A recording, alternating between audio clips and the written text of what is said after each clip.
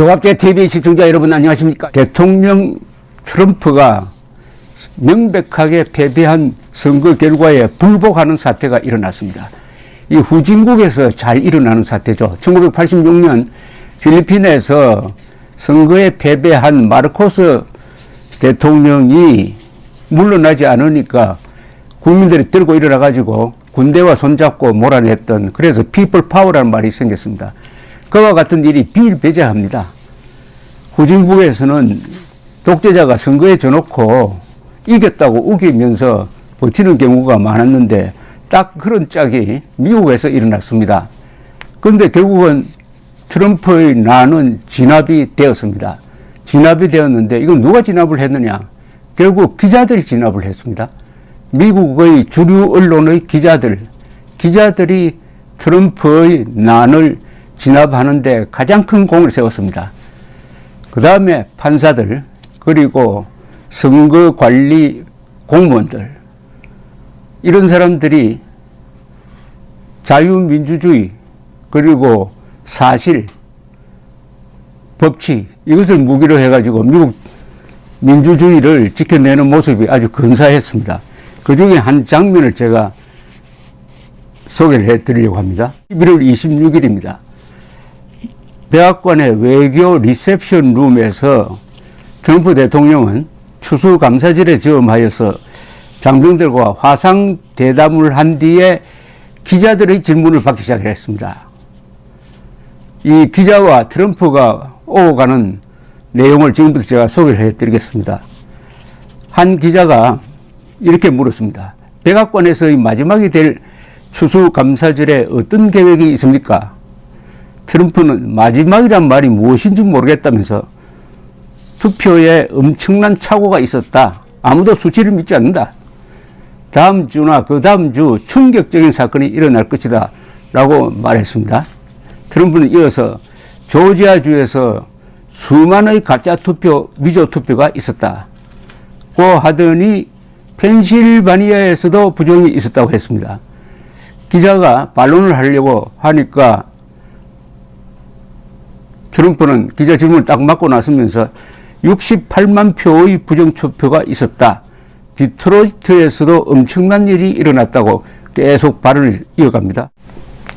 수치는 거짓이고 썩었다. 선거는 100% 조작되었다. 그래서 미국 전역에서 사람들이 시위를 벌이고 있다.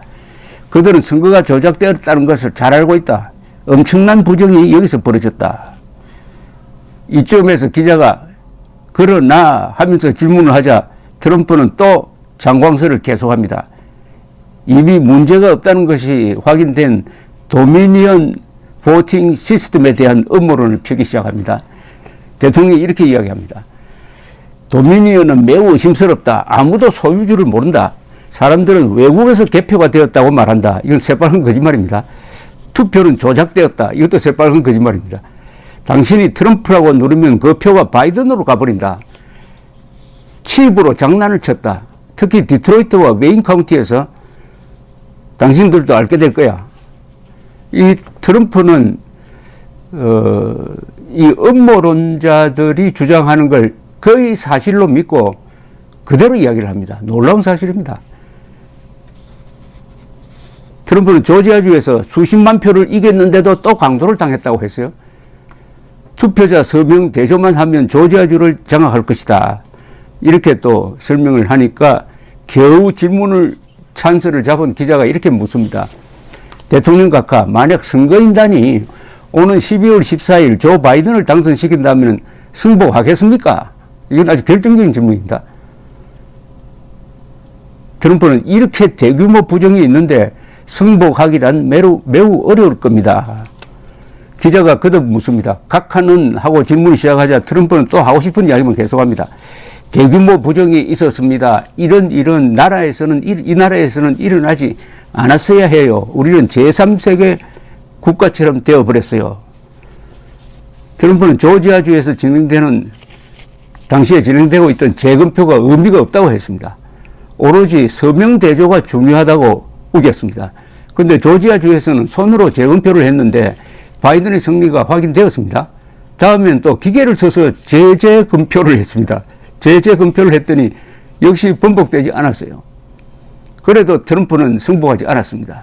트럼프는 개표 시기의 어느 순간부터 갑자기 바이든 표가 많아진 것도 조작의 증거라고 우기기 시작합니다. 이런 바이든이 우세한 우편 투표함이 열리면서 일어난 자연스러운 현상이었습니다. 끝없이 이어지는 부정선거 음모론을 듣던 기자가 또 질문 찬스를 잡아가지고 겨우 이렇게 물어요. 그러나 각하 확실히 해주세요. 선거인단이 바이든을 뽑으면 승복하시겠습니까? 라고 다시 물었습니다. 트럼프는 그들이 그렇게 한다면 실수를 하는 거야. 왜냐하면 이 선거는 부정이거든. 다시 기자가 묻습니다. 승복하시겠습니까? 트럼프가 동문서답을 하자 기자는 그렇다면 승복 안 하시겠다는 겁니까? 라고 물고 늘어져요. 대통령이 또 딴 이야기를 하니까 기자가 승복에 대해서만 이야기해 주세요 라고 압박을 합니다. 이때 트럼프가 화를 냅니다.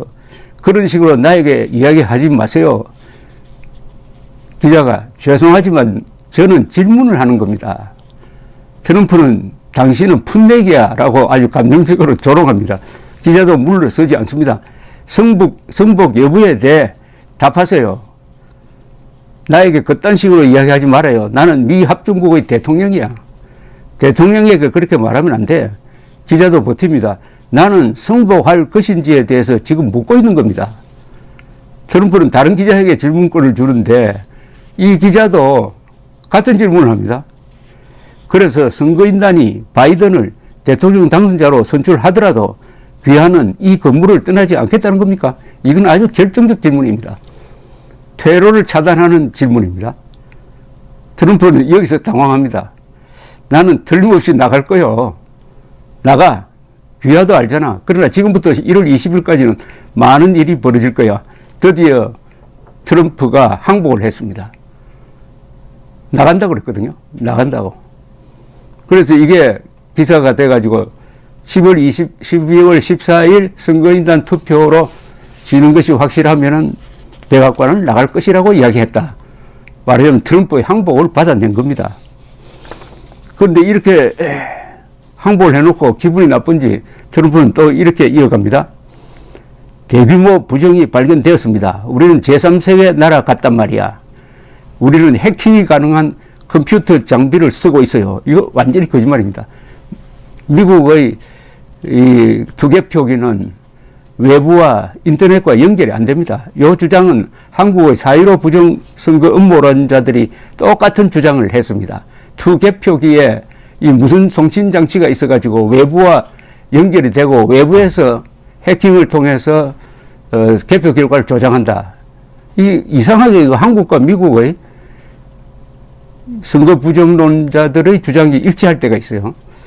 좀 배워갔다는 느낌도 듭니다. 트럼프는 컴퓨터를 조작, 내 표를 바이든에게 주었어요. 바이든 표가 나한테 온 건 없어요. 트럼프는 기자가 무슨 질문을 하든지 상관하지 않고 허무맹랑한 음모론을 계속 이어갑니다. 미국 대통령이 민주주의의 가장 중요한 기초인 공정선거 제도에 대하여 이런 근거 없는 공격을 가한다는 게 믿겨지지 않을 정도입니다. 바이든이 8천만 표를 얻을 수가 없어요. 유일한 방법은 대규모 부정을 하는 거야. 다른 방법으로는 8천만 표는 어림도 없지. 이 대목에서 기자가 다시 물고 늘어집니다.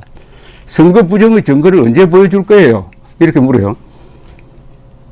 왜냐하면 이 트럼프는 한 달 동안 부정이 있었다 이야기하고 그 변호사들도 부정이 있었다고 이야기하는데 막상 증거는 하나도 내보이는 게 없습니다. 언론 일반인들에게는 그런 소리를 해놓고 소송으로 가면은 법원에서는 갑자기 얌전해져 가지고 그런 자료를 내지 않는 거예요. 그래서 한 50번 정도 연전연패했습니다. 그걸 물고 늘어지는 겁니다. 선거 부정의 증거를 언제 보여줄 거예요? 트럼프는 지금 진행 중이야. 기자가 또 물고 늘어집니다. 그게 아니고 우리가 언제 볼 수 있나요? 트럼프가 횡설 수설하자 기자가 못을 박습니다. 증거가 있다면 왜 지금 보여주지 않습니까? 다른 기자가 또 거듭니다. 대통령 각하, 만약 대선 결과를 그렇게나 믿을 수 없다고 생각한다면은 도둑 맞았다고 생각한다면은 조지아주에서 공화당 후보들을 찍으라고 하는 근거는 무엇입니까? 이것도 아주 결정적 질문입니다. 조제주에 가가지고 이제 1월에 있을 상원 의원 결선 투표에 공화당 후보를 찍어달라고 호소를 했는데, 아니 선거 시스템이 다 부정인데 왜 투표하라고 하느냐, 그게 말이 되느냐, 이런 질문을 하는 거죠. 트럼프는 이 날카로운 질문에 궁색한 설명을 합니다. 두 공화당 후보는 굉장한 사람들입니다. 그러나 선거 부정에 대하여 주의를 하라고 말합니다. 스위치를 돌린다든지 칩을 새로 끼운다든지 하는 방법으로 역사를 바꿀 수 있다고요. 하여튼 말이 안 되죠. 트럼프는 음모론을 믿지 않는 또 언론을 욕합니다. 어디서든지 음모론자들이 가장 미워하고 있는 사람은 속지 않는 깨어있는 사람들입니다. 언론이 정직하였다면 부정선거는 절대로 일어나지 않았을 겁니다. 언론이 정직했기 때문에 음모론이 절대로 이기지 못할 것이라는 뜻으로 해석하는 게 맞을 겁니다. 그는 계속 해가지고 언론에 이어 대기업을 물고 들어갑니다. 빅테크라고 해요. 빅테크, 큰 기술 회사, 중요한 마이크로소프트, 아마존 같은 회사를 굉장히 미워합니다. 이 트럼프는. 이렇게 자수성가한 성공한 기업인을 미워해요. 사실은 트럼프는 실패한 기업인입니다. 들여다보면은 파산을 여러 번 했고 지금 빚더미 올라 있습니다. 그러니까 자꾸 빅테크, 주류 언론을 미워하는 겁니다. 이걸 딥스테이트라고 부르기도 하죠. 하여튼 음모론자들은 강자가 싸우는 약자 흉내를 내기도 합니다. 그래야 스스로 정의의 사도가 되니까. 트럼프는 큰 기술 기업들은 완전히 부정직합니다. 언론과 큰 기술 기업들이 정직하였더라면 이번은 게임이 되지 않았어요. 나는 엄청난 표차로 이겼을 겁니다. 나는 그렇게 이겼는데도 아직 그런 보고가 들어오지 않고 있단 말이야.